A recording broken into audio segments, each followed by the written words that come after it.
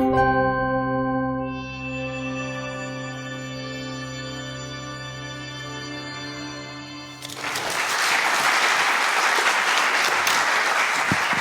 Président Mayaki, cher Stéphane Le Foll, je voudrais tout d'abord vous dire le plaisir et la satisfaction du prince Albert II de Monaco que la fondation qu'il a créée il y a une douzaine d'années maintenant ait rejoint la phalange importante des partenaires de l'initiative 4 pour 1000 dans l'attente, je l'espère, de retrouver en 2018 le partenariat au sein du consortium. Cette excellente initiative que vous aviez lancée, Monsieur le ministre Le Foll, lors de la COP 21, souligne notamment le potentiel important de stockage de carbone dans les sols en augmentant le taux de matière organique.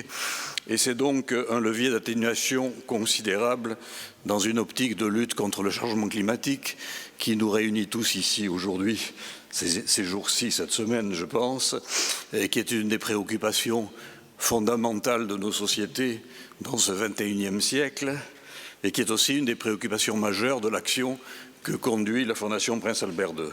Je pense qu'il est tout à fait pertinent de promouvoir de meilleures pratiques à cet égard pour y parvenir, que ce soit notamment dans le domaine de l'agroécologie, de l'agroforesterie ou de l'agriculture de conservation. J'ajoute que je crois que c'est un moment pertinent ou propice pour agir. Il y a un mouvement profond de la société et des consommateurs pour une agriculture et une alimentation qui soient plus respectueuses de l'environnement et de la santé. Et je voulais simplement souligner 3 autres impacts positifs de cette initiative. Tout d'abord, en termes de biodiversité, tout le monde sait combien la biodiversité, Inger Andersen y a fait allusion tout à l'heure, est mise en cause en ce moment par nos pratiques, notamment dans le dernier demi-siècle par les pratiques agricoles, avec un impact important pour la chaîne alimentaire. La Fondation Prince Albert II soutient à cet égard un certain nombre d'initiatives, notamment dans le domaine des préservations des abeilles. Le second impact de l'initiative, c'est en matière des ressources en eau et de lutte contre la désertification.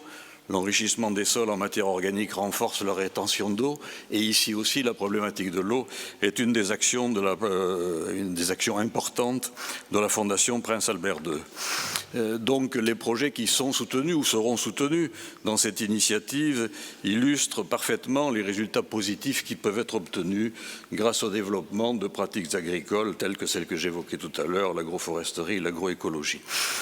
Je voudrais mettre l'accent aussi sur les aspects santé.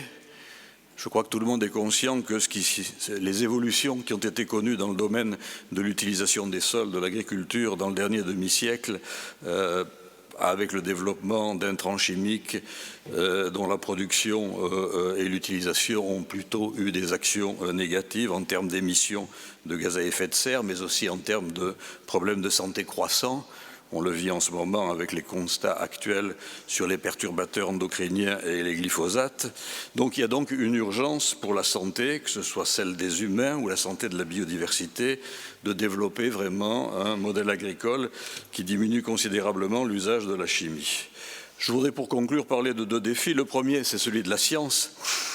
En termes de climat, il faut poursuivre la compréhension de ces phénomènes qui sont des phénomènes complexes de stockage du carbone dans les sols, avec une vision qui soit une vision globale. On a parfois quelques déconvenus, je pense aux biocarburants ou je pense au projet RED, qui parfois ont tendance à déplacer les problèmes. Je crois qu'il faut renforcer la science sur des pratiques nouvelles d'agrobiologie, d'agroforesterie et sur leur impact sur le climat et la santé. Il faut se féliciter de la décision du GIEC d'établir un rapport spécial sur la désertification, la dégradation et la gestion durable des sols. Et puis je crois qu'il y a une urgence qui est celle aussi de garantir l'indépendance des scientifiques, en particulier en ce qui concerne l'usage de certains produits. La sensibilisation, l'accompagnement des agriculteurs est aussi une donnée importante afin qu'ils changent dans la conviction le modèle et les pratiques, car ils sont souvent les premières victimes en termes de santé, voire de revenus, d'un modèle agronomique qui est peut-être un peu en fin de course, qu'il faut intégrer leurs contraintes économiques pour une phase de transition, qu'il faut renforcer le dialogue entre les consommateurs, les agriculteurs les industriels, vous l'avez entendu tout à l'heure, et puis qu'il faut soutenir aussi, et peut-être même davantage qu'en ce moment, les exigences des consommateurs. Je vous remercie, Monsieur le Président.